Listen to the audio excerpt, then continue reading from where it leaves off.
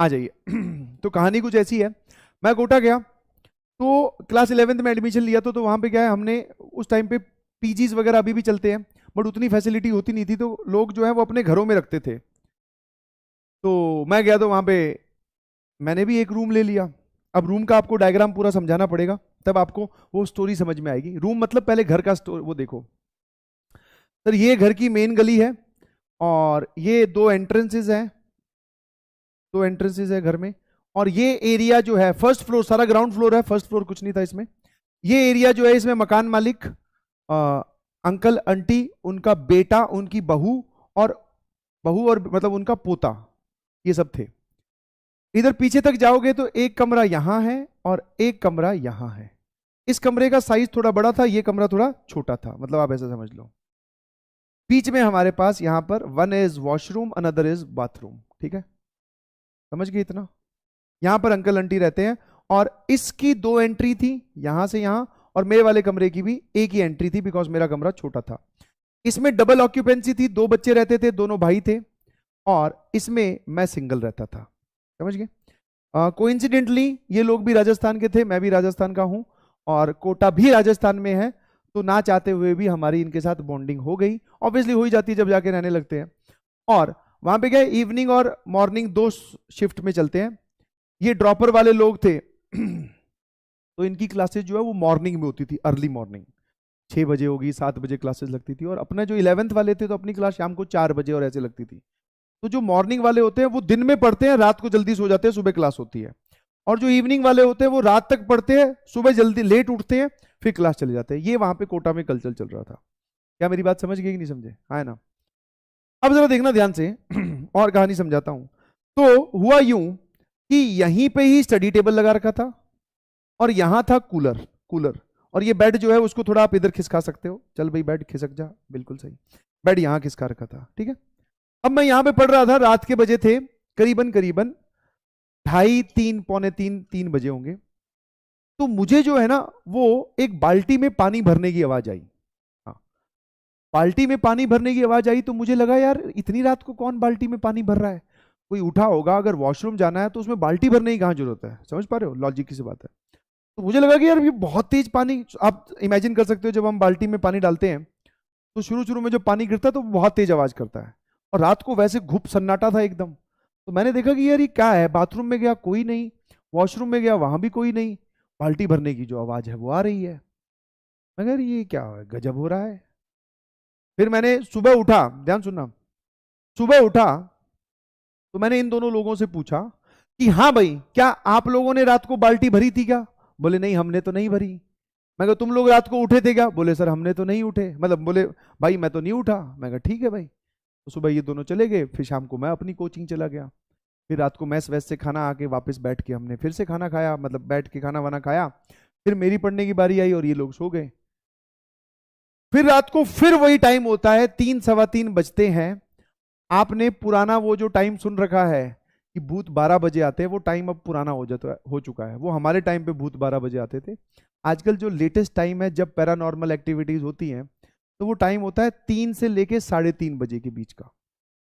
3:15 is the peak, 3 to 3:30, 3:15 is the peak.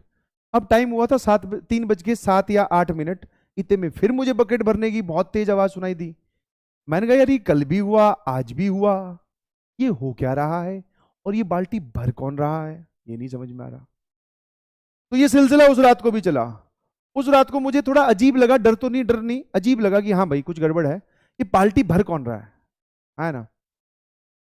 तो फिर सो गए। अब इनके साथ मैंने पूरा डिस्कशन किया ध्यान से। मैंने कहा देखो भाई तुम लोगों की सुबह क्लास जल्दी होती है, मैं समझ सकता हूँ, बट प्लीज मेरे लिए आप एक बात जागिए। और ये जो समस्या है ना, रात को फिर टाइम डिस्टर्ब होता है ना, सोच रहे हैं उसके बारे में, ये सब ख्याल भी आ रहे हैं भूतों भूतों के। तो मैंने कहा टाइम वेस्ट होता है, पढ़ नहीं पाते, फिर सोना पड़ता है, क्या फायदा है। तो एक दिन तुम रुक जाओ, देख लेते हैं मिलकर, पूरा घर वर ढूंढ लेंगे कि क्या समस्या है। और एक बार तुम लोग भी प्रूफ हो जाओगे तो जाके आंटी को भी बोल देंगे कि भाई ऐसा ऐसा कुछ गड़बड़ है। कि आंटी तक जाके पहले ही क्लेम क्यों करें कि आप तो नहीं कहीं बाल्टी भर रहे हो। तो उन्होंने बोला ठीक है। तो अब की बार जिस दिन हम टेस्टिंग कर रहे थे, उस टेस्टिंग में ये लोग भी जागे, बोले ठीक है हम भी जाग जाएंगे। मैंने ठीक है बिंदास, कोई दिक्कत नहीं है। वही अपने अपने रूम में बैठ के पढ़ रहे थे। जैसे ही बाल्टी भरने की आवाज आई, मैं फिर इनके रूम में भाग के गया। मैंने कहा देखो आवाज आ रही है। उन दोनों लोगों ने बोला हाँ आवाज आ रही है, यस इट इज। मैंने कहा ठीक है भाई आवाज आ रही है, अब मैंने कहा पता करो कहाँ से है। तो उनको भी नहीं पता चला कि कहाँ से है और क्या सिचुएशन है। मैंने कहा बट आवाज आई ना, बोले हाँ, और वो थोड़ी देर के लिए आती है, जब तक एक दो बाल्टी भर जाए उतनी तक की आवाज, बस। फिर मैंने कहा यार अब ये बात आंटी से करनी चाहिए अपने को। मैंने कहा ठीक है भाई। जाकर हम गए आंटी के पास, जो आंटी की जो बहू है वो हमसे मिली। उन्होंने बोला कि ऐसे, उनको बोला कि हाँ ऐसी ऐसी बातें हैं। तो आंटी और उनकी बहू वो घर पे थी, और छोटा जो उनका बेटा है वो। तो उन्होंने बोला कि हाँ ऐसा, बाल्टी जो है ना, उन्होंने, वो जो लड़की है जो मतलब दीदी है, उन्होंने अपने ससुर की तरफ इशारा करते हुए बोला कि हाँ जो रात को आप सही बोल रहे हो कि बाल्टी भरते हैं हमारे, वो पिताजी बोल दो, पापा बोल दो, या ससुर जी बोल दो कि वो भरते हैं रात को बाल्टी, वो भरते हैं। मैंने कहा 3 बजे क्यों भरते हैं, फिर उनको भरना तो दिन में भर लो ना। बोले 3 बजे क्या है, वो रात को पानी आता है, तो उनकी पुरानी आदत है।